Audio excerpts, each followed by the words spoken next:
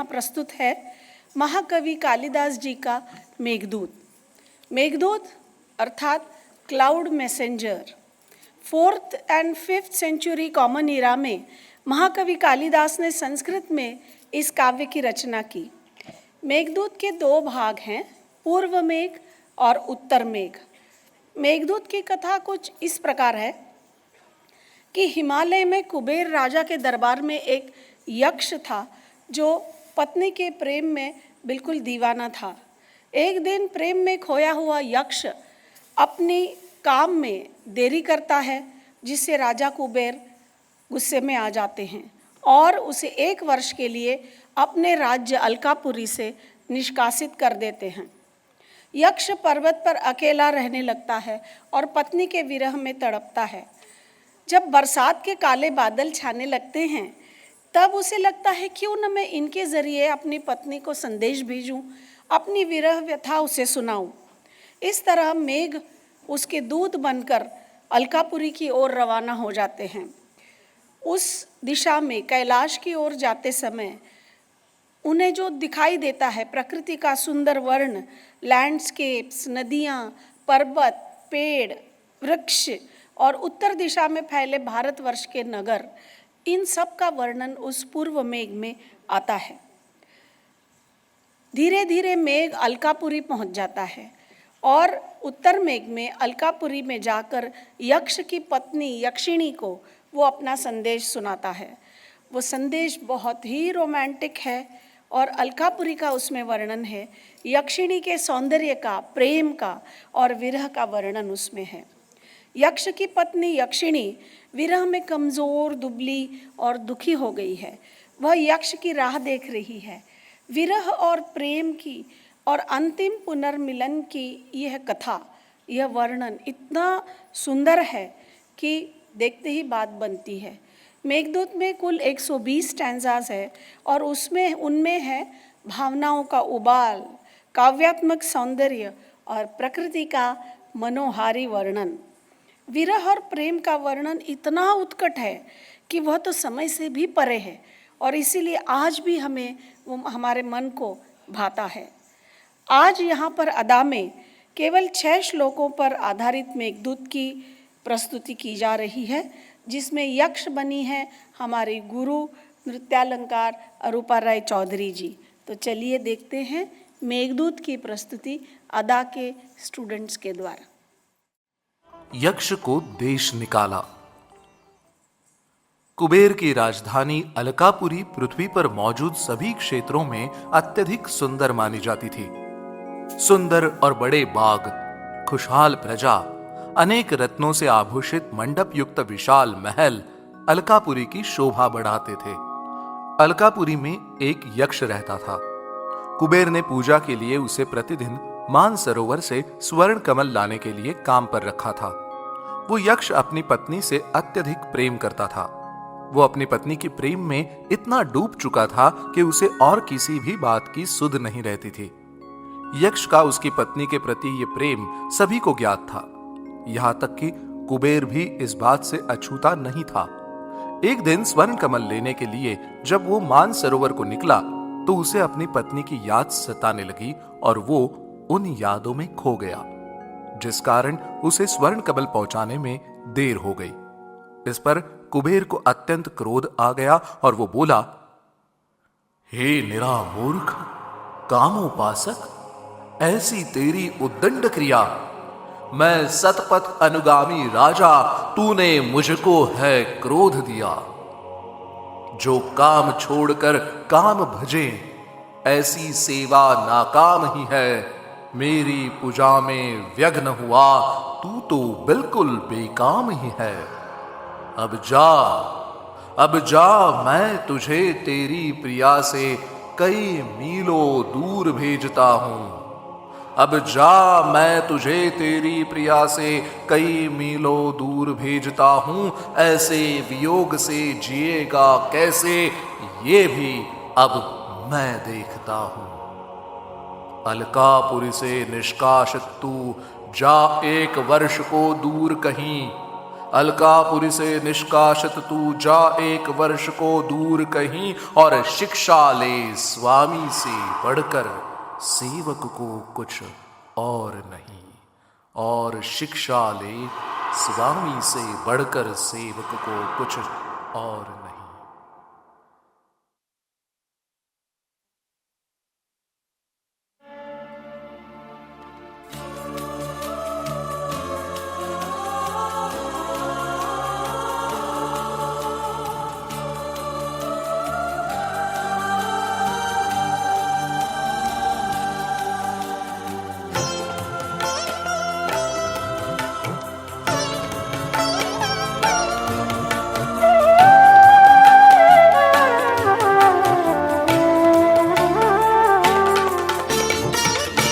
कश्चित् कान्ता विरह गुरुणा स्वाधिकरात् प्रमत्तः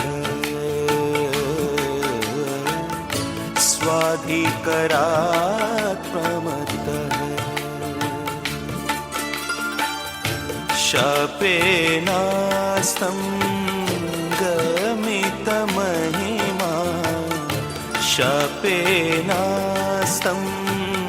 गमितमहिमा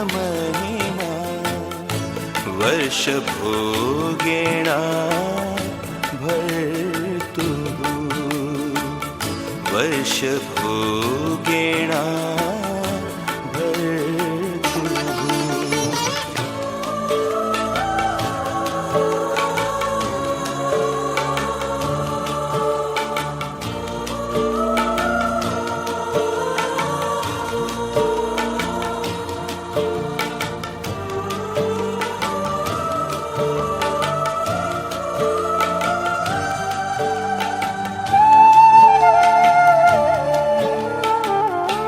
यक्षचक्रे जनकतनया स्नान पुण्योदकेषु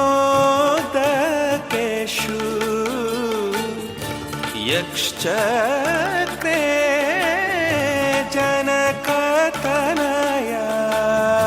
स्नान पुण्योदकेषु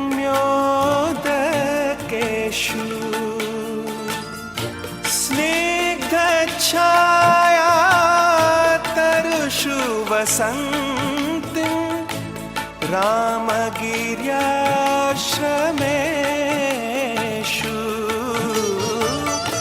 स्निग्धछाया तरुषु वसन्तिं रामगिर्याश्रमेषु तस्मिन्नद्रौ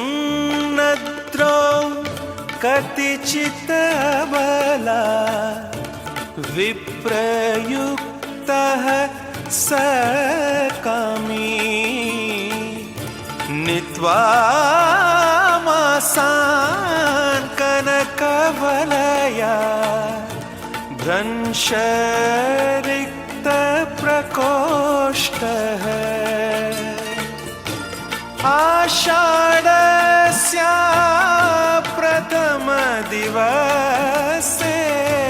मेघम् आश्लिष्टसानुं वाप्रक्रीडा परिणत गज प्रेक्षणीयं ददर्श कश्चित् कान्ता विरह गुरुणा स्वाधिकरात् प्रमत्तः स्वाधिकरात् प्रमत्तः।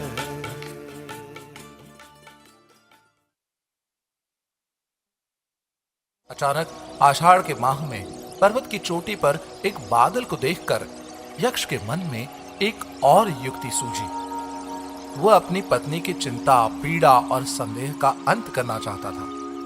उसने उस मेघ को अपना दूत बनाकर अपनी पत्नी तक संदेश भेजने की बात सोची। उसने मेघ को प्रसन्न करने के लिए उसका गुणगान करना शुरू कर दिया।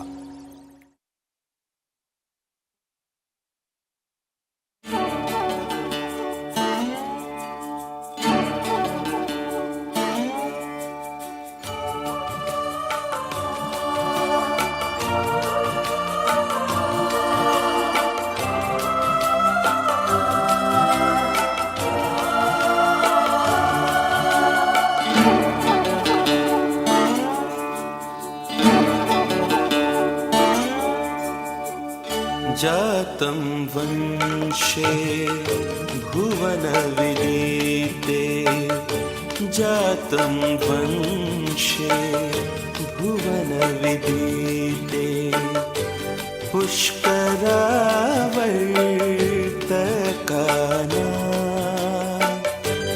पुष्करावर्तकाना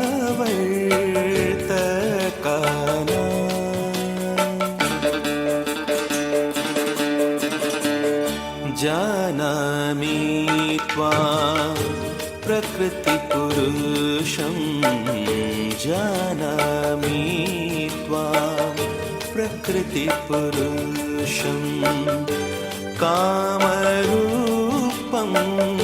मघोनः कामरूपं मघोनः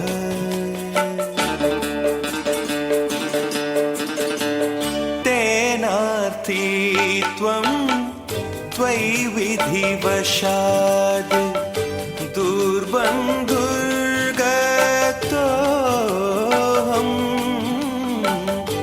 तेनार्थी त्वं त्वयि विधिवशाद् दुर्बन्धुर्गतोऽहम् याचा वरमधिगुणे याचा मोगा वरमधिगुणे नाथ मे लब्धकामा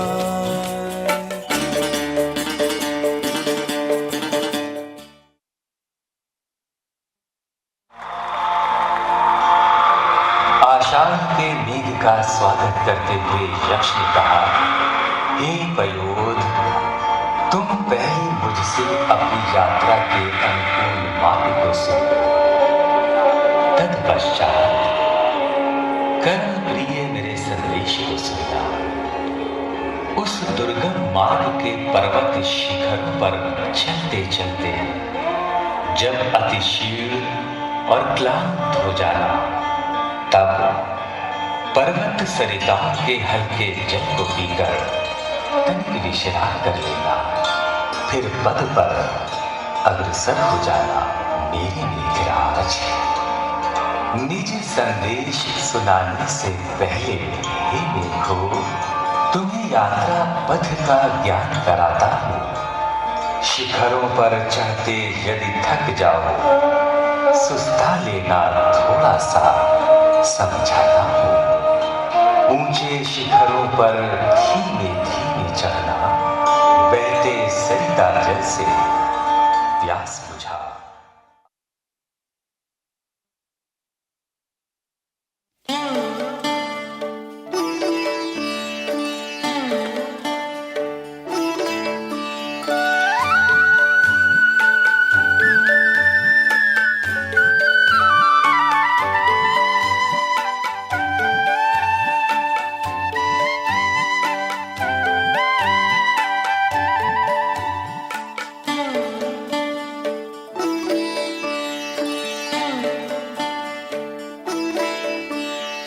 मार्गं तव शृणु, मार्गं तव शृणु, मार्गं तव शृणु, कथयतः त्वत्प्रयाणानुरूपम्। मार्गं तव शृणु, मार्गं तव शृणु, सन्देशं मे तदनु जलद श्रोष्यसि श्रोत्रपेयम्। खिन्नः शिखरीषु पदमन्यस्य गन्तासि यत्र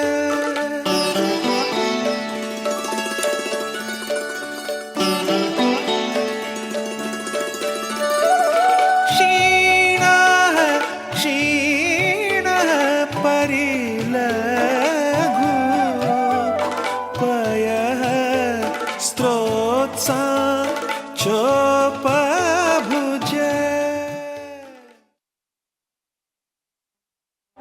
विरही यक्ष के मन में एक उत्साह है अपना प्रिय संदेश अपनी प्रिया तक पहुंचाने का। मेघ से यक्ष ने कहा, हे मेघो, जब तुम पके हुए फलों से सुशोभित वन में आम्रतरुओं से आच्छादित आम्रकूट पर्वत शिखर पर उतरोगे, तुम्हारे सुंदर आकर्षक रूप को देखकर देव दंपतियों में निश्चय ही आनंद की तरंगें दौड़ जाएंगी। उन आम्रतरुओं के बीच कुछ विश्राम कर लेना और फिर मार्ग पर अग्रसर होना मेरे हृदय संदेश को लेकर।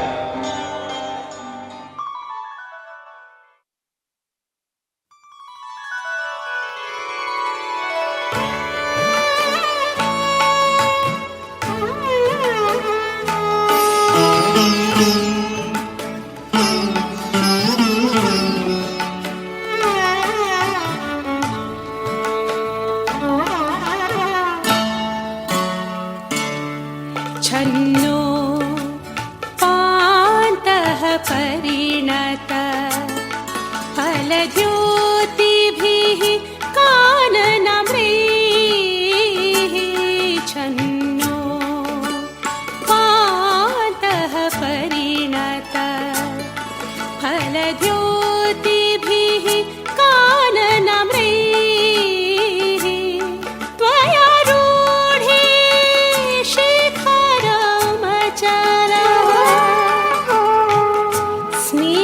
स्निग्धवेणि सवर्णे। त्वया रूढे शिखरमचलः स्निग्धवेणि सवर्णे। नूनं यास्यत्यमरा मिथुन प्रेक्षणीयावस्थाम्।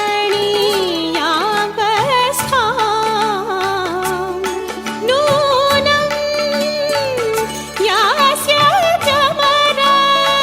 मिथुन प्रेक्षणीयावस्थाम्।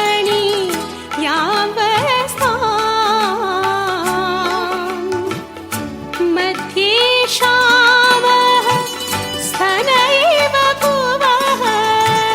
मध्ये श्यामः स्तनैव भुवः।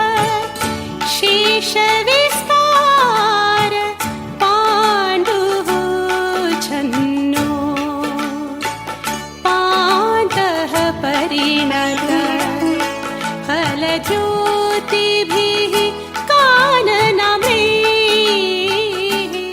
छन्नो।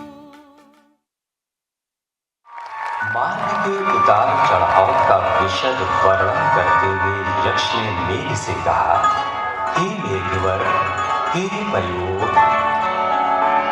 जैसे जैसे तुम मेरा संदेश लेकर अग्रसर होगे, तुम विंध्याचल के उत्तर दर्शनादेश पहुंचोगे।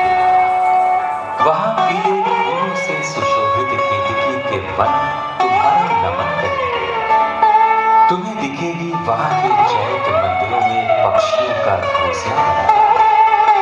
दिखेंगी जामुन फलों से लगे श्यामल वन कर तुम्हें स्पर्श करके उड़ेंगी श्वेत राजहंसों की टोली।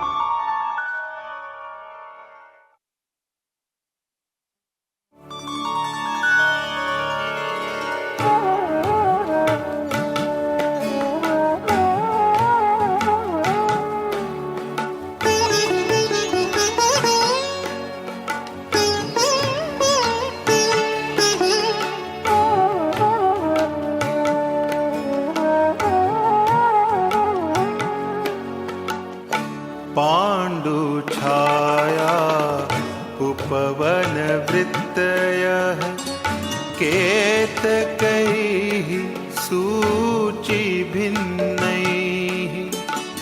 पाण्डुछाया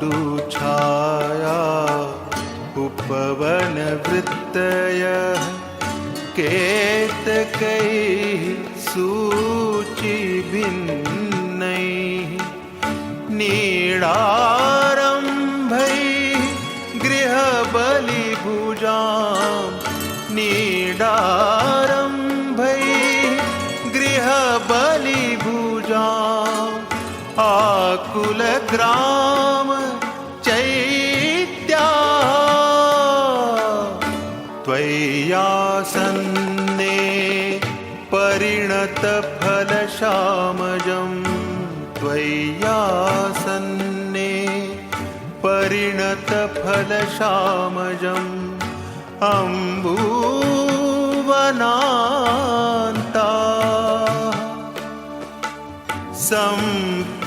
सम्पत्स्यन्ते कतिपयदिन स्थायी हंसा दशानाः पाण्डुछा।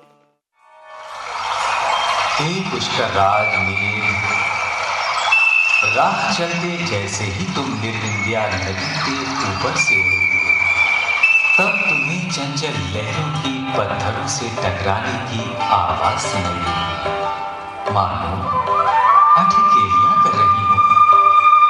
यमुना नदी में बनते भंवर को देखना मानो उसकी नाभि स्थल हो। हे मेघवर, तुम उस इठलाती बल खाती नदी का जल रस ग्रहण करना और फिर अपने पथ पर आगे बढ़ जाना। मंद मंद बहती निर्विंध्या नदी वहां, उड़ते हंसों की बांध मेघला से सुंदर, जो नावी समान भंवर दिखलाती बहती है, उस संकेत निमंत्रण का देना उत्तर।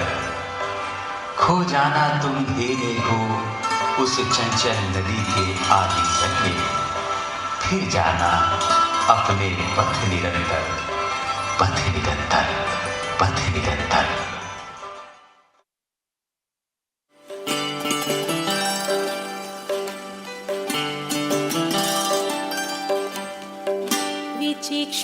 विचिक्षोभस्तनित विहग श्रेणी काञ्ची गुणाया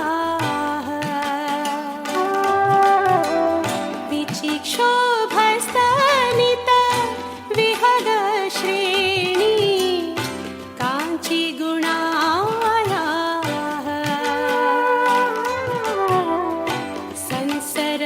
संसरपन्त्याः स्खलित सुभगं संसरपन्त्याः स्खलित सुभगं दर्शिता वर्तनाभि दर्शित वर्तनाभि निरविन्द्यायाः पथि भव रसाभ्यन्तरः सन्निपात्य स्त्रीणामाद्यं प्रणयवचनं विभ्रमोहि प्रियेषु।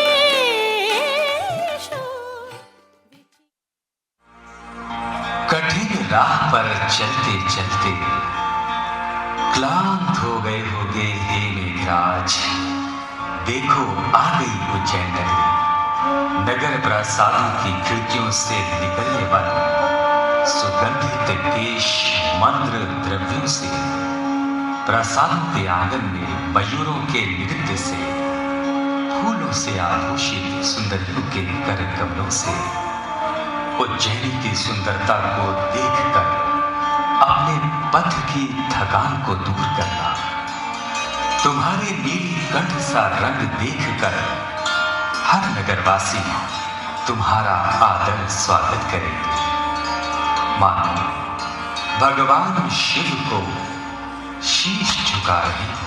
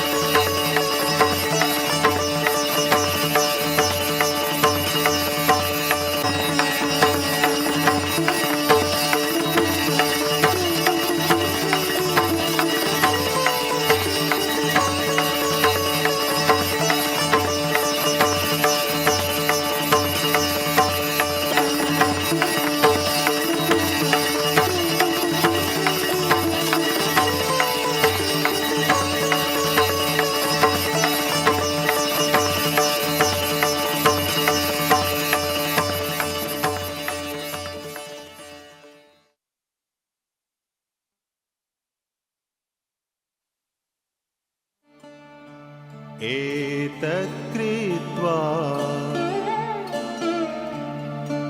प्रियम् अनुचित प्रार्थनावर्तिनो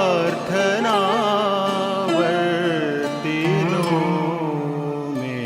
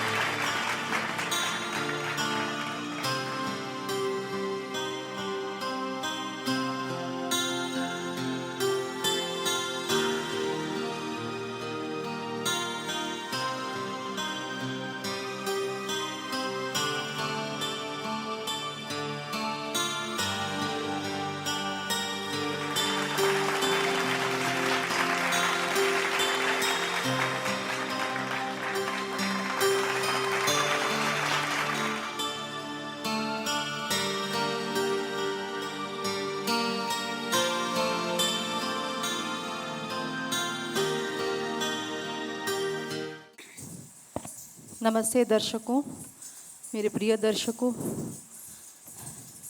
ये एक बहुत अहम समय है जो कवि गुरु कालिदास को हम सभी ने इस मंच पे लाने की प्रयास की थी। ये मेरी खाली प्रयास है, मैं सफल नहीं बोलूँगी, मैं प्रयास कर रही हूँ और आशा करती हूँ पूरे जीवन में ऐसे प्रयास करके जाऊँ। इन सभी बच्चों को मैं दे के जाऊँ कुछ, ये छोटे छोटे जो देख रहे हैं सबको मैं कुछ ना कुछ दे के जाऊँ। अगर मेरे में कुछ है तो मैं दे के जाऊँगी। इसे याद करेंगे। प्रणाम कवि। कश्चित कांता विरह गुरुना स्वाधिकारात्व प्रमत्य शापेन स्तंगमित महिमा वर्ष भोगेन भर्तु यक्षश्चक्रे जनकतनया स्नान पुण्योदकेषु स्निग्ध छाया तरुषु वसतिं रामगिर्याश्रमेषु। कालिदास की ये रचना में एक मुख्य लाइन है, वो दूसरे श्लोक से है, उसे उच्चार करने की कोशिश करूंगी। आषाढ़स्य प्रथम दिवसे मेघमाश्लिष्ट सानुं वप्रक्रीड़ा परिणत गज भ्रंश रिक्त प्रकोष्ठ। धन्यवाद। प्रेक्षणीयं ददर्श। धन्यवाद।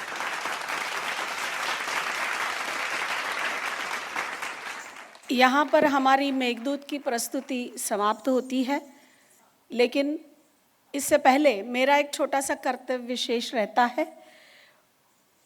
आप सोचेंगे थैंक्स गिविंग तो है, रिचुअल है, लेकिन मेरे हिसाब से ये बहुत बड़ा एक आइटम होता है, क्योंकि थैंक्स देना और थैंक्स लेना हम जो जितना रिचुअल समझते उतना है नहीं, उससे कहीं ज़्यादा है। लोगों को बहुत अच्छा लगता है जब हम थैंक्स देते हैं। तो छोटा बच्चा भी जब माँ को बोलता है थैंक यू मम्मी, तो मम्मी तो इतना बड़ा गुब्बारा हो जाती है फूल के, उसको बहुत अच्छा लगता है। पतियों ने कभी बोला होगा थैंक्स अपनी पत्नी को, तो पता नहीं, पर बोल के देखिएगा, पत्नी को बड़ा अच्छा लगेगा। इसलिए मेरा थैंक्स सुनिएगा ज़रूर। मैं धन्यवाद देना चाहती हूँ सबसे पहले आप दर्शकों को, अतिथियों को, जो आप यहाँ आए और हमारे कार्यक्रम को आपने सफल होते देखा है। डॉक्टर काशीनाथ घाणेकर सभागृह के अधिकारी कर्मचारीगण, उनको मैं धन्यवाद देना चाहती हूँ तहे दिल से कि उन्होंने हमें इस रिनोवेशन से पहले एडजस्ट किया और हमारा कार्यक्रम संपन्न हुआ। हमारे सुरीले गायक टेम्बे जी और जोशपूर्ण तबला वादक देवेंद्र यादव जी को मैं धन्यवाद देना चाहती हूँ। सभी माता पिता को धन्यवाद देना चाहती हूँ जिन्होंने इन बच्चियों को क्लास की प्रैक्टिस के लिए छोड़ा, हर समय अलग अलग समय पर उन्हें उपलब्ध कराया। इसके साथ ही कैटरर्स, कॉस्ट्यूम डिज़ाइनर्स, मेकअप करने वाले सभी साथियों को, वीडियो और फोटोग्राफ करने वाले भाइयों को भी मैं धन्यवाद देना चाहती हूँ। अरूपा दी के परिवारजनों को मैं धन्यवाद देना चाहती हूँ, उनके बिना ये कार्यक्रम असंभव था। उनकी माताजी भी आई है, उनको भी धन्यवाद मैं देना चाहती हूँ, कलकत्ता से आई हैं। इसके अलावा भी जिनका नाम लेना रह गया हो, उन सबको मैं तहे दिल से अपनी ओर से धन्यवाद देना चाहती हूँ और अदा की ओर से भी हम लोग शुक्रगुजार हैं। मेरी तरफ से मैं यहाँ पर रुक जाती हूँ। बस 4 लाइनें बोलना चाहती हूँ कि हर बार कहती हूँ कि हम मिलेंगे दोबारा, वादा निभाकर हर साल हम आते हैं दोबारा। इस बार भी कामना है कि मिलेंगे फिर अगले साल, और यकीन मानिए कि हम सचमुच आएंगे दोबारा। थैंक यू वेरी मच, बहुत बहुत धन्यवाद।